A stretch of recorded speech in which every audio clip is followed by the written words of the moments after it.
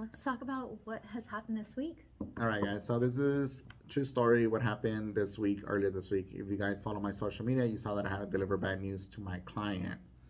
The reason I had to deliver bad news to my client is because he wants to buy a warehouse, and he decided to go ahead and get pre-approved through a residential loan officer that practices commercial, and that did not turn out well for my client.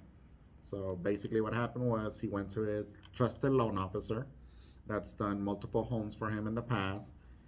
And the guy was like, "Yeah, I can help you finance your warehouse. Don't worry about it. I got you. I'll take care of everything from getting the equity out of your property and then putting that equity into your warehouse, and you'll be good to go."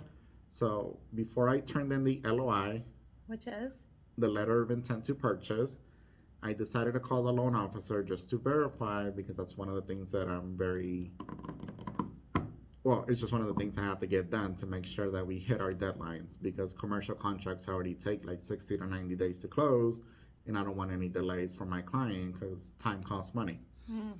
So And I time, call time and kills deals. time Yeah. kills deals, Yeah. right? Yeah, we're not playing around. So I did call the loan officer, and the conversation didn't start off well because I introduced myself and I told him who my client was, and he was all types of confused. He thought I was the referral. He thought I was looking for a loan, and I had to explain it in 3 different languages. So it was Spanish, English, and can you fucking listen to me? So that's how that went. When we finally got on the same page, he changed the story on me. He said, "Oh, I told the client that I could get the money out of the property and then I could possibly find them a loan." And I said, "No, you told the client that you already had him pre-approved, and that's why you're pulling the money out of the equity.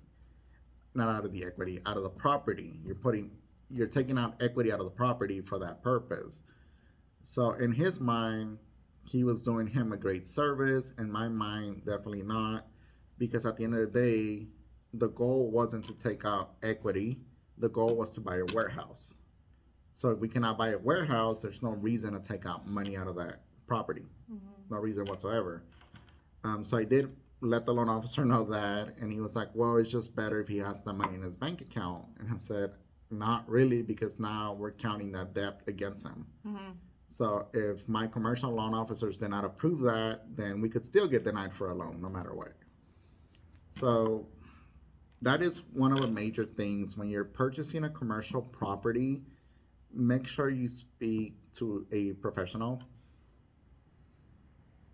realtor, commercial advisors or commercial brokers, someone that does it full time, so that we can introduce you to our full-time commercial lenders, because they will understand your situation. They would put a plan together, and they will let us know exactly what we need to do to make sure that we do get to the closing table, and not just someone that's trying to make a quick buck. That's what it felt like. And if you're watching this video, I'm not sorry. It is what it is. Yeah. You just can't go around doing that to people. That's just my opinion. We have to look out for our clients. That's the biggest thing. Yep. So that's what happened this week. So it's always recommended that you speak to a commercial advisor, commercial broker, and then they will send you over to commercial lenders that are trusted and that specialize in commercial properties, and not just as a part-timer. Yeah. And not bashing part-timers, but you know what I mean. But it's good to be included in something where people do it every day. You know, like it's a full-time job. They understand what things that are necessary to make a loan be approved. Yeah, I feel like it's very necessary. So yeah, guys, that's what happened. So next time, if you're looking to purchase, reach out to us. And on the funny side, we found out that Judy has a different name. You want to let people know what your name is now?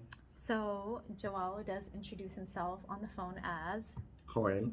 So if he's Joel, does that mean I'm Hootie?